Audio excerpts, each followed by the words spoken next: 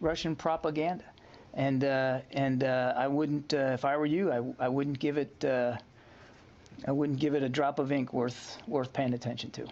Yeah, but can you explain to us has there been any relationship between the? We are not developing biological or chemical weapons inside Ukraine. It's not happening. Yeah. Thanks, John. Go ahead. Don't even print any stories about it. Don't just waste your. Don't even print any stories about it. Don't waste any ink on it at all. It's just total malarkey. Well, we know that was a lie, and we now know, of course, the biolabs, thanks to Victoria Nuland, came out in congressional testimony from the State Department, admitted this to Congress. She had to because it was on the State Department's website. It was on the State Department and embassy websites that there's biolabs. We knew that it was out there. We knew that you can't hide this stuff. But they tried to. But Victoria Nuland came out and admitted it. Watch. I only have a minute left. Let me ask you, does Ukraine have chemical or biological weapons? Ukraine has biological research facilities, which, in fact, we are now quite concerned Russian forces may be seeking to gain control of. So we are working with the Ukrainians on how they can prevent any of those research materials from falling into the hands of Russian forces should they approach. I'm sure you're aware that the Russian propaganda groups are already putting out there all kinds of information about how they've uncovered a plot by the Ukrainians to release biological weapons in the country and with NATO's coordination. If there's a biological or chemical weapon incident or attack inside of Ukraine, is there any doubt in your mind that 100% it would be the Russians that would be behind it? There is no doubt in my mind, Senator, and it is classic Russian technique to blame on the other guy what they're planning to do themselves. Last question. I am certain that the Russians... Sorry, my Steam Deck's not working.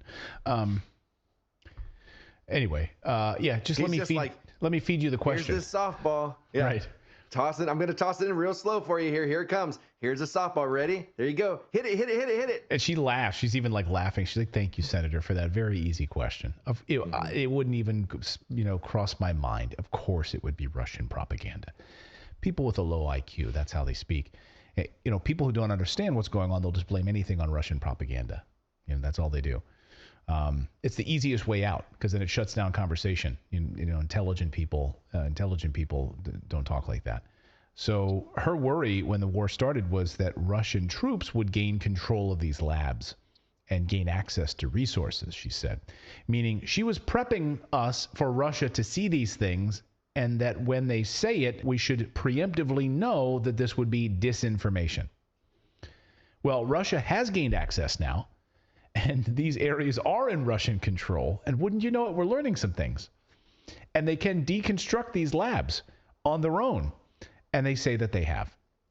The labs were in Luhansk through a company called Farm Biotest. Now, I want to say that Mike Jones, our friend Mike Jones from Iowa Gray, has seen these labs and spoken to Ukrainians who confirmed to him that people in this region were being experimented on. Confirmed this.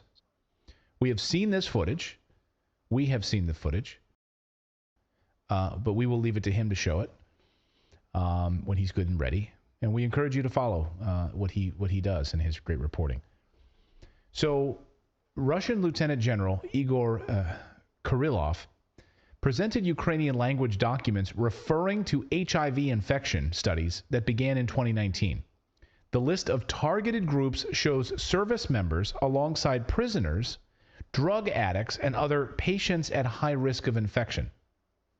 Now, these documents show that what Nuland said, that the U.S. was trying to relocate personnel and move biological materials out of Ukraine into Poland, the Baltic states, and Central Asia as the Russian troops advanced in Ukraine during the special operation. They also show, these documents show, that the United States was working on coronavirus since 2015. And they published this document. Notice this refers to if any experiments proposed for AIM-1 result in a virus with phenotype of enhanced pathology and transmissibility, growth of more than 10, blah, blah, blah, blah, blah. Notice this refers to the NIH funding, the last sentence there. No NIH funding can be used to perform such experiments until these experiments had been approved by the NIAID. So notice this refers to NIH funding, which Dr. Fauci says he knew nothing about because it wasn't happening on his continent, right? It's happening over there. Plausible deniability. According to Krylyov, the Russian military has recovered more than 20,000 documents and other materials related to the biological programs in Ukraine. While interviewing eyewitnesses and participants, Russia asked the United Nations to investigate this, but the UN is just not that into that idea, of course. So they said, no, thank you. Now, remember in October when they asked, Russia went to the United Nations and said, hey, all these biolabs that they had first denied existed, then they acknowledged they existed. We want to know what they were actually doing there. Were they doing military biological activities? We want to know. And by the way, China asked as well. We want to know what the U.S. is doing with these biolabs in Ukraine. Because there's been some disturbing reports coming out. And the UN said, nah, we're not going to vote to allow that to happen. We're not going to investigate. It's also funny because how often do we talk about how corrupt the Ukrainian government is? It's like one of the most corrupt governments in Europe, right? Yep. So we've pointed that out. So think about that. They have this information. Mm-hmm. So could it be, and this is just spitballing, that Zelensky had that information and is using that and saying, hey, I'll release this if you don't give us billions of dollars, if you don't give us weapons, you know, because like blackmail. Blackmail. Because Biden was involved in some of the labs too, Hunter, and you know there was some money changing hands there. So we're gonna get to that. Yeah, I mean, it's interesting. I mean, possibly we've seen documents though, and we'll get to that in a minute, that show Zelensky was asking for documents to be destroyed that related to Hunter Biden. So how complicit were, you know, and maybe this was early on, so we knew we're going to get tons of money from the United States. I've got to destroy these Hunter Biden relationship documents and all of that. So I'll go along. But look, here's the thing. You're right. If you're in the situation, you know you've got like backup hard drives, you've got backup thumb drives, you've got backup stuff, you're burning documents or whatever, but you've got the goods somewhere hidden that in case you need it, like blackmail, you can pull it out. Yeah, they're not going to lose their advantage. Right. So last October, Russia filed an official complaint over alleged U.S.-backed biological activities in Ukraine and requested a United Nations probe into the matter, but then the UN Security Council said, nah, rejected it. Rejected Moscow's proposal. The U.S., of course, voted against it. The U.K. voted against it, and so did France.